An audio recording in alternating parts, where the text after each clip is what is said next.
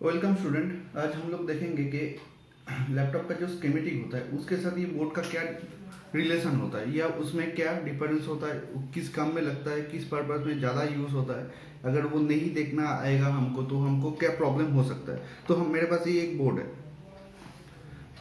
तो इस बोर्ड का यहाँ पे इसका पार्ट नंबर लिखा होता है।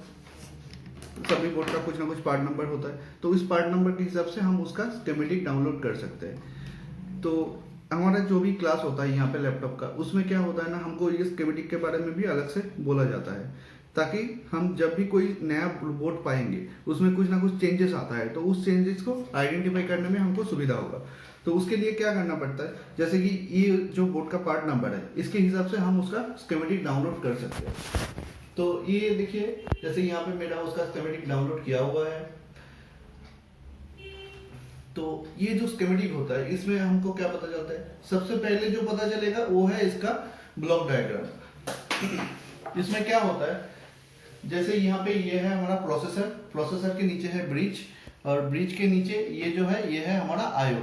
तो इसमें क्या होता है ना, मेन जो 3 कंट्रोलर आईसी होता है हमारा बोर्ड का, वो यहाँ पे डायरेक्टली हमको पता चल जाता है कौन सा क्या है और कौन सा चीज किसके साथ कनेक्टेड है वो भी हमको यहाँ पे पता चल जाएगा। फॉर एग्जाम्पल ये हमारा जो ब्रिज है इसके साथ कनेक्टेड है यहाँ पे ऑडियो आईसी, ऑडियो आईसी के साथ कनेक्टेड है इंटरनल माइक, यहाँ पे है कार्ड रीडर, ऑडियो जैक, ये सब ब्रिज के साथ ही कनेक्टेड है।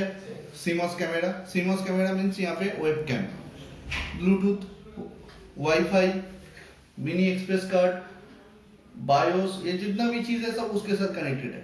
अगर बोर्ड में हमारा ग्राफिक्स होता है तो ये प्रोसेसर, प्रोसेसर के साथ देखिए यहाँ पे ग्राफिक्स ऐसे कनेक्टेड है, उसके साथ हमारा ये डिस्प्ले का कनेक्शन है। तो ऐसे जो ब्लॉक डायग्राम हम लोग देखते हैं तो हमको डायरेक्टली पता चल जाता है कि उसमें कौन किसके साथ कनेक्टेड है।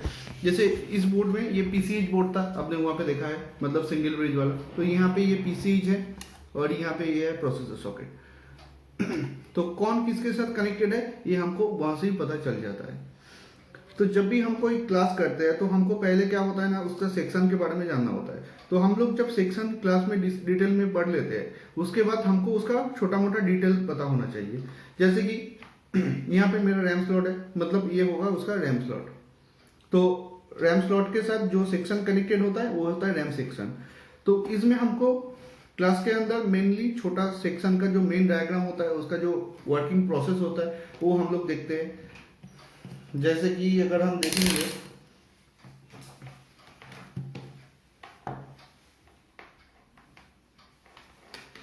तो जैसे यहाँ पे कॉयल है, ये कॉयल अगर इसके साथ कनेक्टेड होता है, मतलब रैम स्लॉट के साथ, जैसे यहाँ पे देखिए कनेक्टेड है, मतलब ये हो गया हमारा रैम का कॉयल।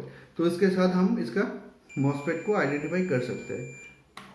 जैसे ये मॉसफेट इसके साथ कनेक्टेड है, इसका सोर्स कनेक्टेड है, उल्टा साइड ड्रेन है, तो इसका ड्रेन क्या होगा ना, कैपेसिटर के साथ पहले कनेक्टेड होगा, फिर कैपेसिटर के साथ उसका 19 वोल्ट का जो इनपुट होता है मेन उसके साथ कनेक्टेड होता है। और इसी कॉइल के साथ हमारा और एक मॉसफेट का ड्रेन कनेक्टेड होगा जिसको हम बोलते हैं बीजी मॉसफेट यानी बॉटम गेट मॉसफेट। तो ये उसके साथ कनेक्टेड है और इसका सोर्स होता है हमेशा ग्राउंड। तो इस कंडीशन में हमको पता चल जाता है कि ये इसका सर्किट है और कौन सा मॉसफेट इनपुट का है, कौन सा आउटपुट के लिए यूज होता है, ऐसे। लेकिन अगर हमारे पास मान लीजिए ये आइडेंटिफाई करने में प्रॉब्लम होता है तो हम लोग स्कीमेटिक से भी इसको आइडेंटिफाई कर सकते हैं। जैसे यहाँ पे आपको कुछ नंबर दिखेगा, जैसे कि PQ, यहाँ पे लिखा हुआ है PQ49 और PQ48। तो अगर हमको मान लीजिए पता नहीं है कि कौन सा मॉसफेट है, किस कम में यूज होता है, तो उस केस में हम लोग क्या करेंगे, यहाँ पे डायरेक्टली सर्च कर सकते हैं। तो मैं यहाँ पे सर्च ऑप्शन में गया, जाने के बाद यहाँ पे हमको वो नंबर लिखना होगा PQ49। लिखने के बाद हम लोग जब एंटर मार दिए तो यहाँ पे उसका डिटेल आ गया। तो PQ49 कहाँ पे है, तो ये है PQ49। हम थोड़ा सा इसको अगर जूम करते हैं तो देखिए ये आ गया PQ49। अब सर्किट को थोड़ा छोटा करना पड़ेगा।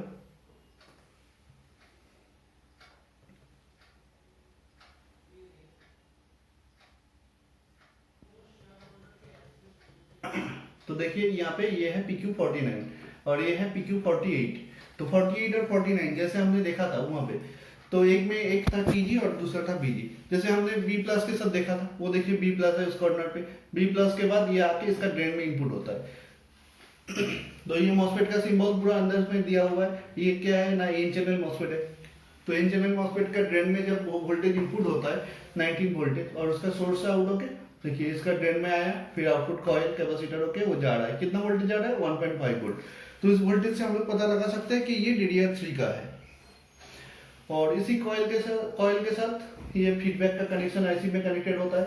और ये दोनों मॉसफेट जो TGBG होता है उसका गेट देखिए ये IC के साथ कनेक्टेड है। तो ये हो गया हमारा रैम IC। हमने जब बोर्ड में देखा था हमने सिर्फ मॉसफेट डिसाइड किया था, कोई IC डिसाइड नहीं किया था।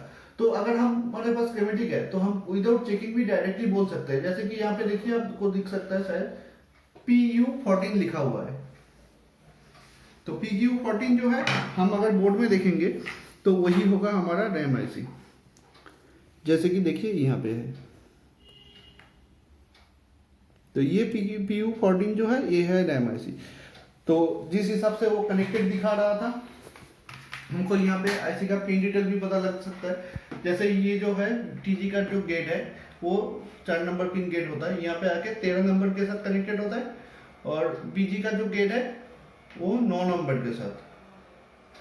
तो अगर हम डायरेक्टली 13 और 9 में कनेक्शन देखेंगे तो हमको मिल सकता है। जैसे कि देखिए यहाँ पे इस साइड से ये मेरा 4 नंबर पिन है,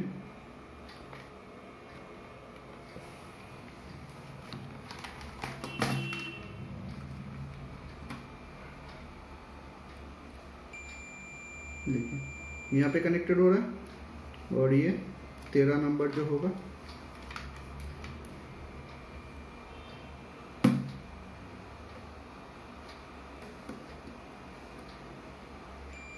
ये भी यहाँ पे कनेक्टेड हो रहा है। तो मतलब यही है उसका IC। तो ये जो IC है ये हमारा हो गया रैम IC। तो यही डिटेल हमको यहाँ से पता चल जाता है डायरेक्टली विदाउट एनी चेकिंग। हम विदाउट चेकिंग भी ये बोल सकते हैं।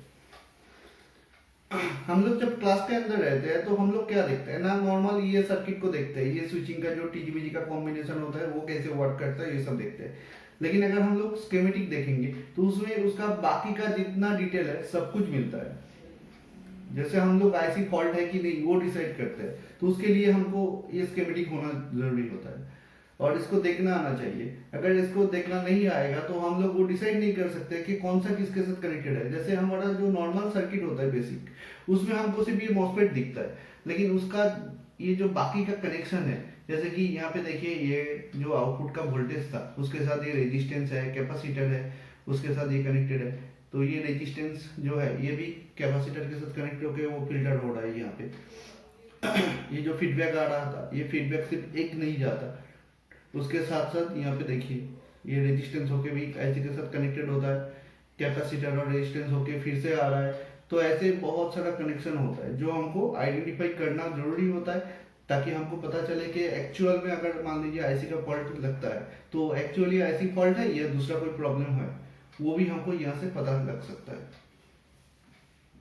जैसे हम लोग अगर ये सेक्शन को देखेंगे तो हमारा जो रैम सेक्शन होता है इसमें सिर्फ रैम का इनपुट वोल्टेज मतलब आउटपुट वोल्टेज जो 1.5 होता है वो जनरेट नहीं होता है, उसके साथ साथ और भी कुछ वोल्टेज जाता है, जैसे कि जिसको हम बोलते हैं रैम का VDD वोल्टेज।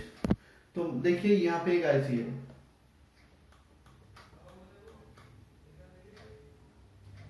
तो ये IC क्या हुआ ना, ये रैम का VDD वोल्टेज होगा।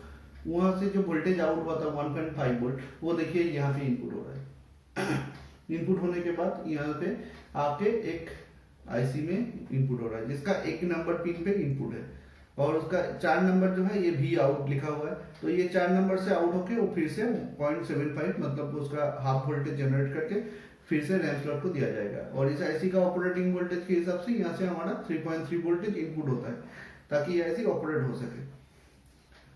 लेकिन हम लोग अगर बोर्ड में देखेंगे तो हमको तो ये तो ऐसे ही पता चल जाएगा कि ये रैम का कॉइल के साथ कनेक्टेड होगा और ये वाला रैम स्लॉट के साथ कनेक्टेड होगा, तो ये पता लग जाएगा। लेकिन अगर मान लीजिए ये ऐसी खराब लगता है हमको, तो हम कैसे बोलेंगे कि हाँ IC का ही फॉल्ट है।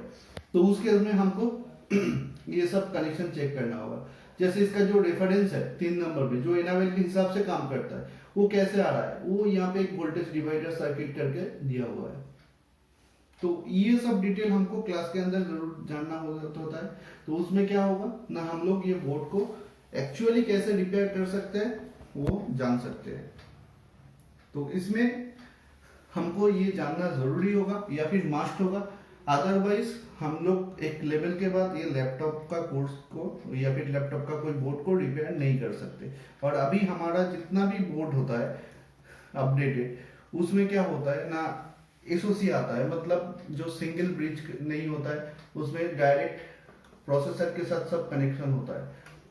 तो वो सब बोर्ड को अगर हम लोग को चेक करना है तो हमको ये जानना जरूर होता है। और हम लोग जब IIGT के अंदर ये कोर्स करते हैं तो हमको बोर्ड के बारे में तो पता लगता है, उसके साथ साथ ये स्कीमेटिक के बारे में भी अलग से ट्रेनिंग दिया जाता है। तो क्योंकि अगर ये हम नहीं जानेंगे तो हम एक लेवल के बाद कोई बोर्ड रिपेयर नहीं कर सकते, तो ये जानना मस्ट होता है। तो आज के लिए इतना ही। नेक्स्ट क्लास में हम लोग इसके डिटेल में और भी कुछ जानेंगे। Thank you.